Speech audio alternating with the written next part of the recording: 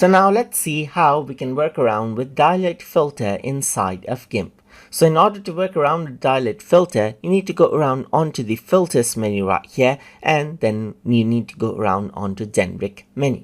Then over here you can see that dilate is an option, and once you dilate, what happens is that you can see that the pixels, they actually goes around and merges out together with one another. Let me just press Ctrl Z. This is the original pixels, as you can see right here. So as soon as I go around onto filters and go around onto generic and dilate, then what happens is that it mixes out the pixels together and it becomes brighter, as you can see right here.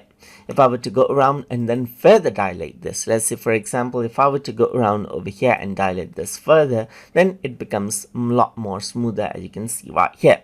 So the image becomes a lot more blurrier or smoother right here, just like this, and it becomes brighter as well once you go around and dilate it out right here, just like this. So that is how you can utilize the dilate effect inside of GIMP. So hope you guys learned something as always. And as always, please like, comment, share, and subscribe.